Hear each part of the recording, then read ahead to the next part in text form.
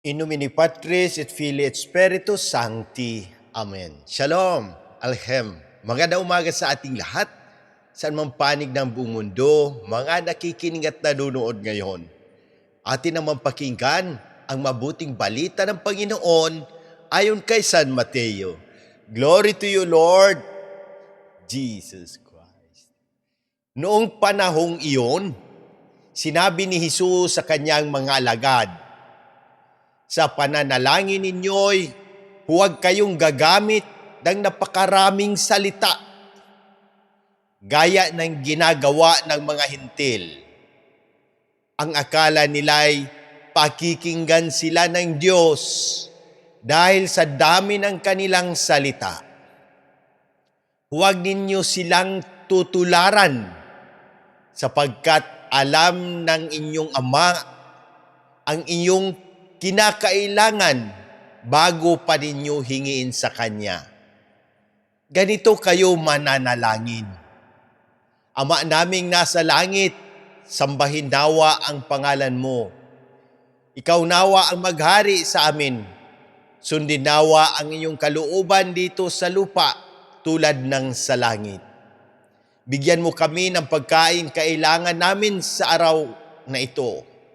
At patawarin mo kami sa aming mga kasalanan, tulad ng aming pagpapatawad sa mga nagkakasala sa amin. At huwag mo kaming iharap sa mahigpit na pagsubok, kundi ilayo mo kami sa masama. Sapagkat iyo ang kaharian at ang kapangyarihan at ang kapurihan magpakailanman. Amen. Sapagkat kung pinatatawad ninyo ang mga nagkakasala sa inyo, patatawarin din kayo ng iyong Amang nasa langit. Ngunit kung hindi ninyo pinatatawad ang mga nagkakasala sa inyo, hindi kayo patatawarin ng iyong Ama. Ang mabuting balita ng Panginoon. Praise to you, Lord Jesus Christ. Pagnilaya natin bilang mga Romano Katoliko sa mabuting balita ngayon, tinuturuan tayo ni Jesus kung paano manalangin ng tama. Hindi raw kailangan ng mahabang salita o paulit-ulit na dasal na parang performance. Ang mahalaga ay taus-pusong panalangin galing sa puso. May tiwala na alam na ng Ama ang ating pangangailangan kahit hindi pa natin nasasabi. Ibinigay ni Jesus ang Ama namin bilang model prayer. Dito makikita na ang panalangin ay hindi lang tungkol sa paghingi, kundi pagpupuri sa Diyos, pagtitiwala sa Kanyang kalooban, paghingi ng pang-araw-araw na kailangan, paghingi at pagbigay ng kapatawaran, paghingi ng lakas laban sa tukso at kasamaan. Napakalakas na diin ni Jesus sa kapatawaran. Simple pero mabigat. Kung hindi tayo marunong magpatawad, paano natin hihilingin ang awa ng Diyos? Sa unang pagbasa, pinaaalalahanan tayo na ang salita ng Diyos ay hindi kailanman bumabalik na walang bunga. Kapag tayo ay nakikinig, nagsasabuhay at nagtitiwala, tiyak nakikilos ang Diyos sa tamang panahon.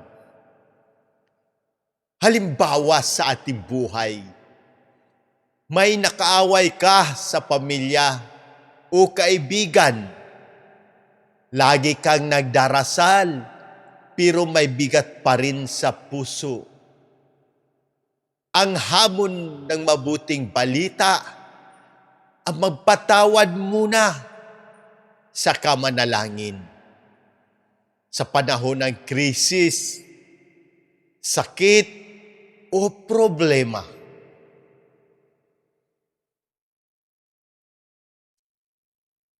Matutong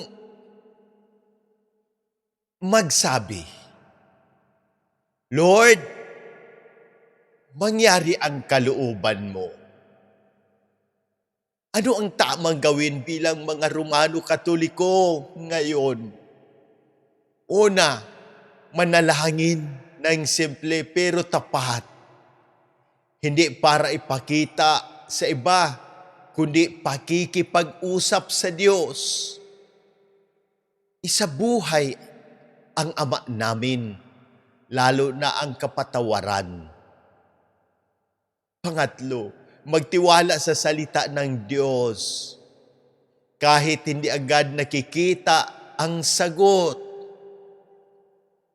Pang-apat, ialay ang panalangin para sa kapwa, lalo na sa may sakit, sa mga namumuno at mga simbahan at sa lahat ng simbahan.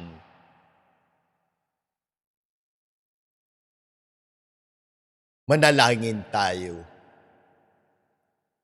Aming Ama sa langit, nagpapasalamat kami sa iyong salita na nagbibigay buhay at pag-asa. Turuan mo kaming manalangin na may kababaang loob, magtiwala at may pusong marunong magpatawad.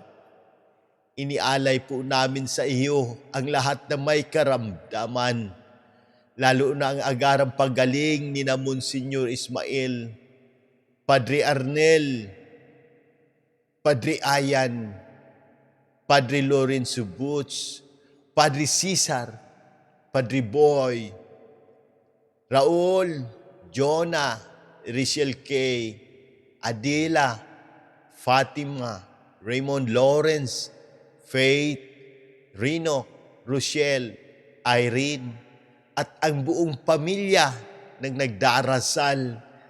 Isama mo rin, Panginoon, ang lahat ng nakabasa, nakikinig at nakanood dito na may karamdaman. Ipinagdarasal din po namin ang lahat ng kaparian, ang aming mahal na Santo Papa Leo XIV, mga obispo, aming kura paroko diocesan administrador, Monsignor Claro Caluya, Sister Sara, Jerry, Erlinda, at ang gobyerno ng Pilipinas. Pagkalooban mo sila ng karunungan at paggabay.